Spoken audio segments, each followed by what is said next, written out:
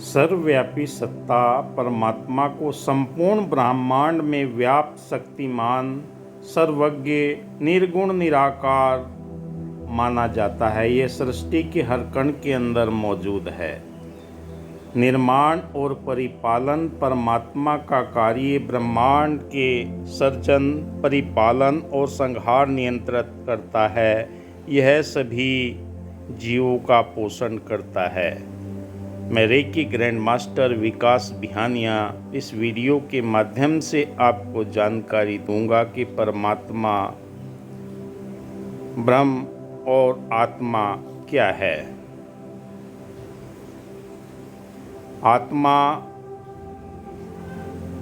का स्वरूप हमें जो मिलता है मनुष्य योनि में, इसका जिक्र आता है। भारतीय दर्शन में आत्मा, परमात्मा और ब्रह्म की अवधारणा अत्यंत महत्वपूर्ण है। ये तीन शब्द जगत, जीवन जगत और ब्रह्मांड के संदर्भ में हमारी समझ को, दृष्टिकोण को आकार देते हैं।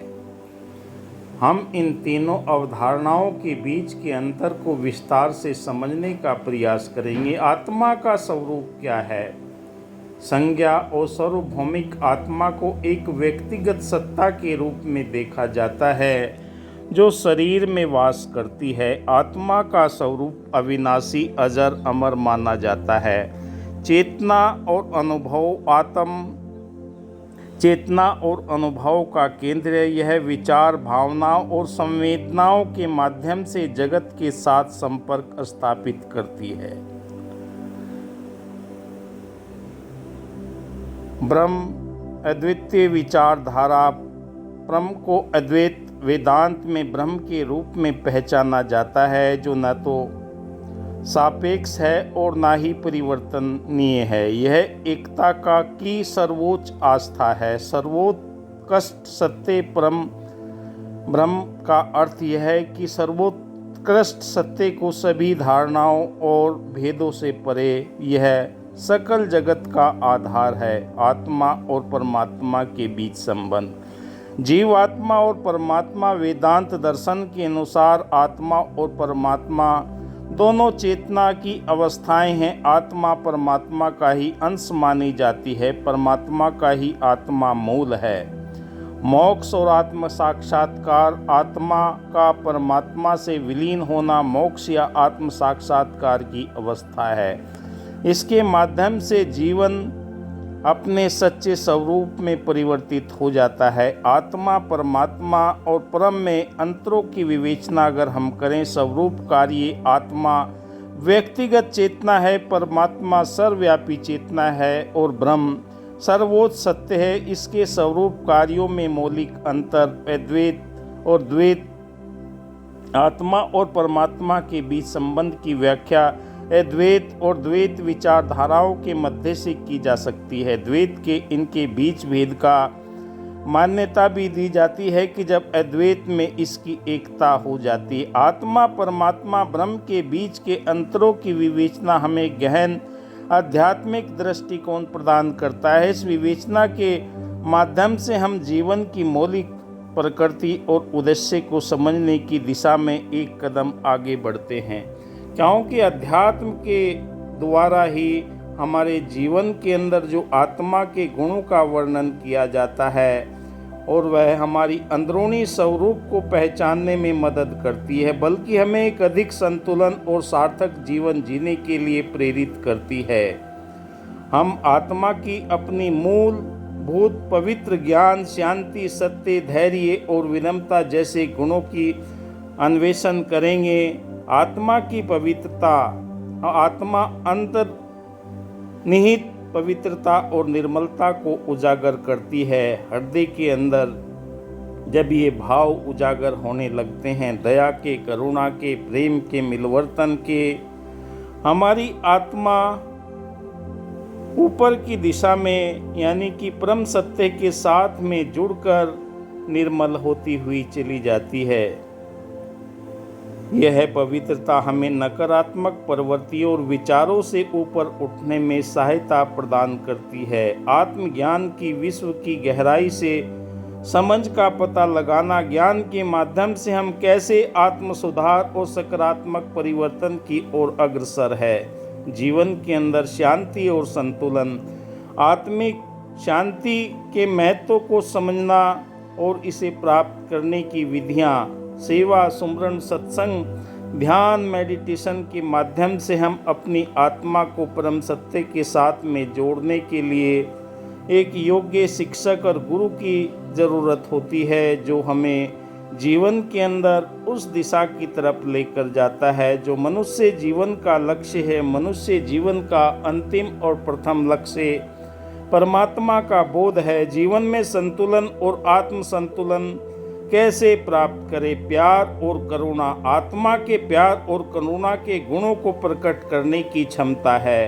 क्योंकि जब मानवता के प्रति आपके हृदय के अंदर करुणा भाव पैदा हो जाते हैं, आत्मा चेतन अवस्था में हो जाती है। यह प्यार और करुणा में अन्य के प्रति समझदारी और दयालुता बनाती चली जाती है। सत्य, निष्ठा और ईमानदारी, सत्य और ईमानदारी के महत्व को पहचानना, क्योंकि अगर हम सत्य के मार्ग पर चलते हैं तो हमारे जीवन के अंदर ये भाव ध्यान के द्वारा उजागर होने शुरू हो जाते हैं। इन गुणों को अपनाने से हमारे संबंध और समाज में स्थान पर कैसे प्रभाव पड़ता है? धैर्य और सहनशीलता, कठिन समय में धैर्य और सहनशीलता की भूमिका होती है। हमारे व्यवहार के अंदर, आचरण के अंदर, वाणी के अंदर कितनी सहन शक्ति आई है, दिव्यता जीवन में कितनी आई है। इन गुणों का विकास करने पर हम जीवन की चुनौतियों का सामना कैसे बेहतर ढंग से कर सकते हैं। विनम्रता और सेवा भाव, विनम्रता का अर्थ और इसे कैसे पोषित किया जाता है। सेवा भाव की आत्मा में महत्व और यह समाज पर कैसे सकारात्मक प्रभाव डालती है। आत्मा के इन गुणों पर चर्चा करके हम यह सार्थक और संतुष्ट जीवन जीने के लिए प्रेरणा मिलती है कि इस माध्यम से हम कैसे सीखते हैं हमारा अंदरूनी गुणों में बेहतर इंसान बनने की जो हमारे पास में कला आती है, वो हमें जीवन जीने के लिए सदैव अग्रणी करती है। आत्मा को सदैव शुद्ध, शांत और आनंदमय माना जाता है। इन गुणों को प्राप्त करने के लिए हमें सदैव प्रयत्नशील रहना चाहिए। आत्मा के मुख्य गुणों के अंदर पवित्रता का अर्थ शुद्धता और निर्मलता। जब हम अपने मन, कर्म और वचन को शुद्ध रखते हैं तब हमारी आत्मा पवित्र होती चली जाती है। शांति का अर्थ मन की स्थिरता और प्रसन्नता। जब हम अपने मन की नियंत्रण करना सीख जाते हैं, क्रोध, लोभ, मोह, ईर्षा, द्वेष से परे हटके विकारों से मुक्त हो जाते हैं, तो तब हमारे जीवन में करुणा में शांति के गुण दिखाई देने लगते हैं। और चाहे ध्यान की मुद्रा हो, चाहे सुमरन की मुद्रा हो, चाहे सत्संग की मुद्रा हो, प्रेम, हमारे सब प्राणियों के प्रति स्नेह, दया, हम सभी प्राणियों को अपना समझकर उनसे प्रेम करते हैं, हमारी आत्मा प्रेम में बन जाती है। सुख दुख का अर्थ और आनंद, हर्ष, जब सदाचारी जीवन जीते हैं, दूसरों का भला करते हैं, तब हमें आंतरिक सुख प्राप्त होता है, आनंद। क्योंकि सत्य को जानने के बाद में सत्यचित आनंद की अवस्था हमारी बनना प्रारंभ हो जाती है।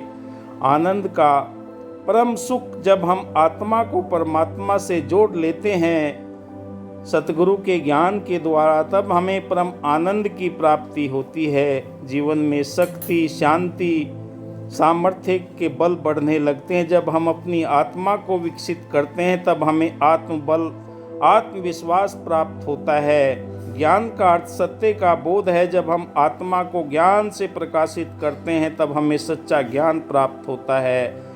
यह ध्यान रखना जरूरी है कि ये सारे के सारे गुण एक दूसरे से जुड़े हैं। अगर हृदय के अंदर दया के, करुणा के, प्रेम के, मिलवर्तन के, सद्भाव के गुण पनप रहे हैं तो हम सही मार्ग की तरफ चल रहे हैं, क्योंकि हमारा ध्यान उस गहराई में चला जाता है जहाँ जीवन के अंदर, इन शरीर के अंदर मौजूद 5 तत्वों से परे हट के छठा इसमें आत्मा मौजूद है। छठी जल पावक गगन समीरा छठी आत्मा ब्रह्म के साथ मिलकर अपने स्वरूप को पहचान लेती है और हम इन गुणों का विकास करते हुए स्वतः ही विकसित दिशा की ओर बढ़ने लगते हैं। आत्मा के इन गुणों को विकसित करने के लिए हमें नियमित रूप से ध्यान, योग, सत्संग, सेवा, सुमरन, आध्यात्मिक चर्चा करनी जरूरी है। इससे हमारी आत्मा को वो खुशी मिलती है जो हमें सत्यचित आनंद की ओर लेकर जाती है। जीवन में सदाचारी जीवन जीने का प्रयास